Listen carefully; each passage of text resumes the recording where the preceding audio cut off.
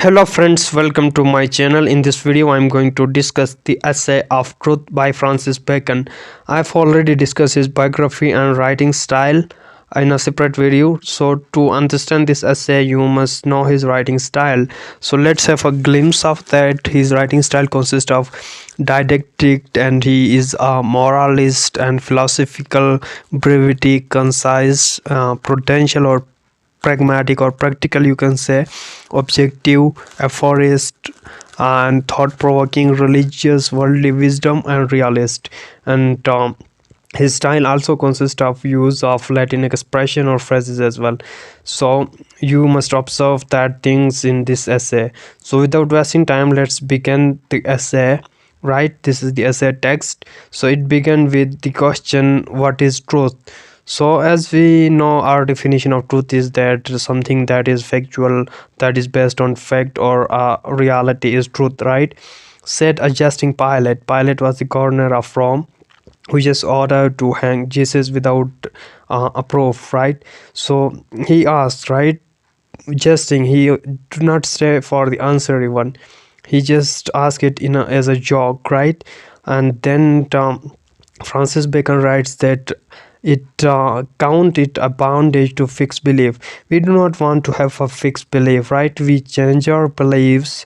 And why we do so? Because fixed beliefs restrict us, right? And it affects our free will and thinking as well, right? Free will in thinking and our actions as well. These fixed beliefs or just sticking to truth restrict us. We think that's why we do not stick to fixed beliefs, right? And these, though the sects of philosophers of that kind has gone, he that Francis Bacon discussed that the one who just believe that bondage to fixed belief, these sects of philosophers has gone, and certain, yet there remain certain with discoursing wits and of the same veins, means same idea or that of same opinions. Some people are still there with the same opinions, right, about truth. And there be, right, if I discuss these all of these lines, this video will go too long. I just discuss the important points and analysis, right? So it says that of the same veins I have discussed it, but it is not only difficulty or labor which men take in finding of truth, nor again that when it is found it imposes upon man's thought. Yes, he discussed about that finding truth is easy, but following truth is very difficult, right? Francis Bacon means to say that following truth is very difficult, finding it is easy. But many few of us follow truth because it is very difficult to be truthful, right? Challenges are there, right? And furthermore, he said that yes, thoughts that doth bring lies in favor. We favor lies, right? But a natural thought corrupt love. We have corrupt love for lies, right? That is corruptful love. We have love for lies. Francis Bacon said that, and that is corruptful, right? Lie is something that is corruptful of the lie itself. And one of the latter school of Grecian, means Greek, examined the matter and at stand to think what should be in it, right? And he writes that men should love lies. Francis Bacon discuss about human nature, that we love lies but not the truth, right? Because you know that truth is something that is difficult to digest or that is bitter, right? But lie, we love lies because it is very easy to tell a lie, right? And it is very difficult to tell truth or stick to truth. And then further he said that, but I cannot tell this same truth is naked and open daylight, and doth not show the marks and mummeries and triumphs of the world, half so stately and gently candlelight. So this line means that truth is like a naked, a clear, right, daylight. Truth is like a daylight. Truth show each and everything clear, in a clear way, right? What things are, they show in a clear way, like the things we see in daylight. But lie is something that is like dim light, right? Because in dim light, dim light or in night, things are concealed or we cannot see them properly. So lie is like a dim light that hide the reality or hides something, and things are not clear. So lie is like that, right? Candlelight. And then further important thing, he said that but it will rise to price of diamond or carbuncle, right? He said that truth is like a diamond, right? It's precious. And uh, and further, it's a mixture of lie doth ever at pleasure, right? He said that a mixture of lie doth ever add pleasure. So he said that we mix truth with lie, because that lie, it's add pleasure to that truth. Because truth is something that is bitter and it is hard to digest, so that we just mix it with a lie to make it digestible.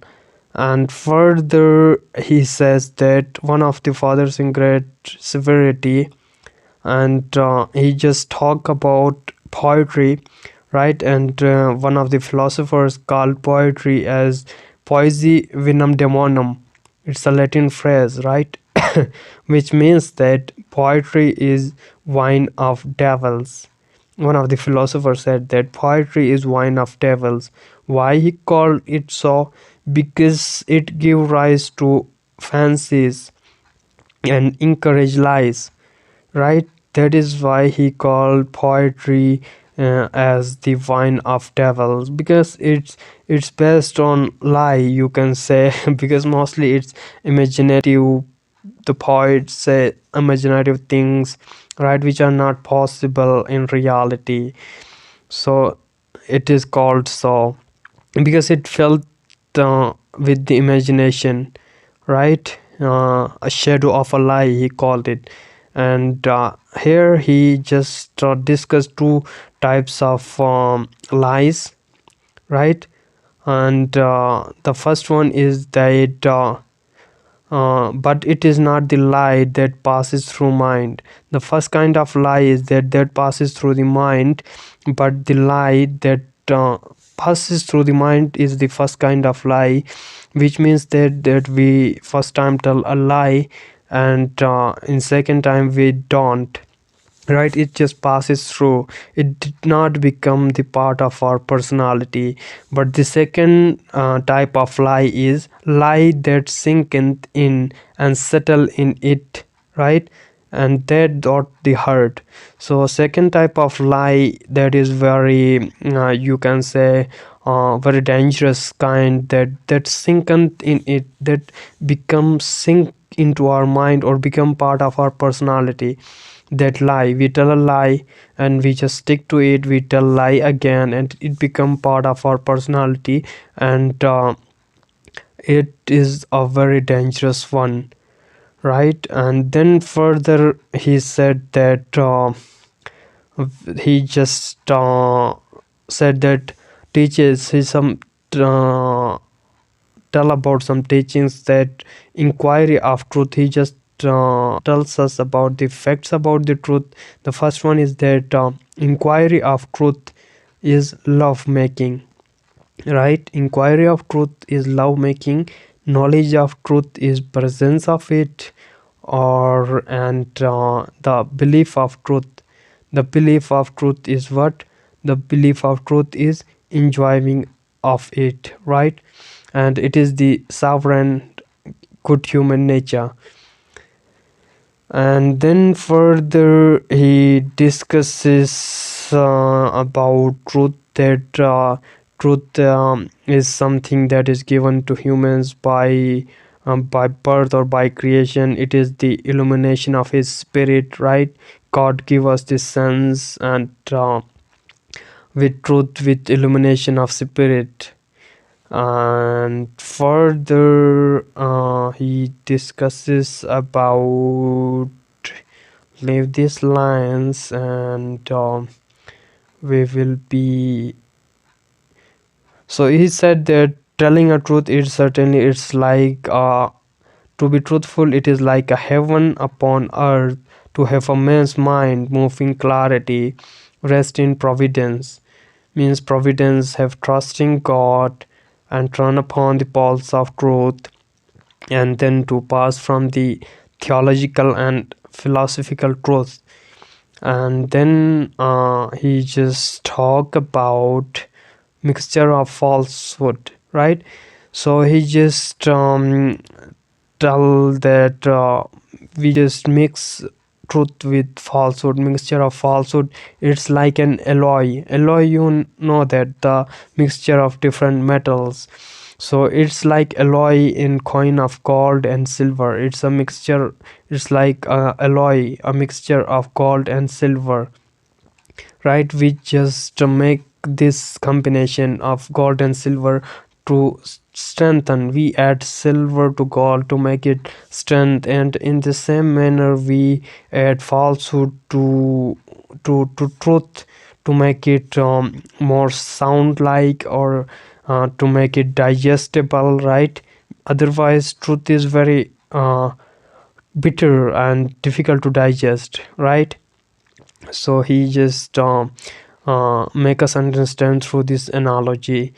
And he just talk about that the one who are following the lies, right, or the falsehood, they are the followers of Satan, right? He said that the crosses and going of the serpent here refers to Satan's, right?